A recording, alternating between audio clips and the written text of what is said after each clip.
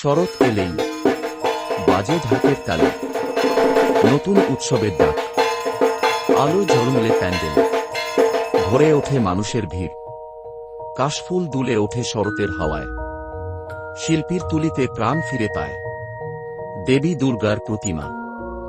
ভক্তরা ভিড় জমায় মায়ের দর্শনে, ধূপের ধোঁয়ায় ভরে ওঠে চারদিক। কিন্তু প্রশ্ন হল, আমরা কেন দুর্গাপূজা করি? পুরাণ বলে, একসময় অসুর মহিষাসুর দখল করে নিয়েছিল ত্রিলোক, অরাজকতায় ভরে উঠেছিল পৃথিবী। তখন দেবতারা মিলিত হয়ে সৃষ্টি করেন এক মহাশক্তি। সেই শক্তির রূপেই জন্ম নিলেন দশভুজা দুর্গা। সিংহ গর্জে ওঠে তাঁর বাহন হয়ে, অর্ধমানব অর্ধমহিষ, ভয়ের প্রতীক মহিষাসুর। শুরু হয় শুভ আর অশুভের মহাযুদ্ধ। অস্ত্রে সজ্জিত দেবী এগিয়ে চলেন, ঝলসে ওঠে তাঁর তলোয়ারের আলো। ঢাকের তালে মুখরিত হয় যুদ্ধক্ষেত্র, দেবীর চোখ জ্বলে ওঠে আগুনে। ভক্তরা মাটিতে শুয়ে প্রণাম করে তাঁর শক্তিকে। শেষমেশ মহিষাসুরের পতন ঘটে, আর জয়ী হয় শুভ শক্তি। কিন্তু শরৎকালে কেন এই পূজা? রামায়ণ বলে, রাবণের সঙ্গে যুদ্ধের আগে রামচন্দ্র দুর্গাকে আহ্বান করেছিলেন। ফুল আর প্রদীপে সাজানো হয়েছিল অর্পণ। ঘণ্টাধ্বনিতে মুখরিত হয় মন্দির, কাশফুলে ভরে ওঠে প্রান্তর। পূর্ণিমার আলোয় ঝলমল করে আকাশ, অঞ্জলিতে ভরে ওঠে ফুল আর ধান। দেবীর হাতে দীপ্ত অস্ত্র, ভক্তরা ফুল ছুঁড়ে দেয় তাঁর চরণে। ঢাকের তালে তালে গেয়ে ওঠে ভক্তির সুর। এই ঘটনাই পরিচিত আকাল বোধন নামে।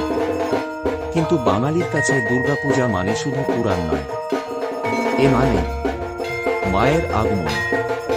কৈলাস থেকে বছরে একবার মেয়ে হয়ে মায়ের বাড়ি আসেন দুর্গা। চক্ষুদানের মাধ্যমে প্রাণ ফিরে পায় প্রতিমা। শিশুরা মেতে ওঠে আনন্দে, মণ্ডপে জমে ওঠে মানুষের ভিড়। নারীরা সিঁদুর খেলায় মাতোয়ারা হন, প্রতিমার সামনে দীপ জেলে চলে আরতি। ঢাকের তালে নেচে ওঠে সবাই, পরিবার একসাথে দেয় অঞ্জলি। মেলার ভিড়ে রঙিন হয়ে ওঠে চারপাশ, ভক্তরা ধূপ হাতে প্রার্থনায় মগ্ন। শেষ দিনে বিসর্জনে প্রতিমা নদীতে নামানো হয়, অশ্রুজ্জ্বল চোখে বিদায় জানায় ভক্তরা।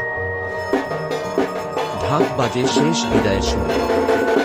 আগে দুর্গাপূজা ছিল কেবল জমিদার বাড়ির আচার, কিন্তু আজ তা সার্বজনীন। গ্রাম থেকে শহরে, ধনী থেকে দরিদ্র, সবাই মিলে পালন করে এই উৎসব। আধুনিক থিম প্যান্ডেলের আলো মুগ্ধ করে সবার মন। ধুনুচি নাচে ভরে ওঠে পরিবেশ, মঞ্চে গান শোনান শিল্পীরা। নাট্যমঞ্চে জীবন্ত হয় পুরাণের কাহিনী। দলবদ্ধ ঢাকিদের তালে মুখরিত হয় চারদিক।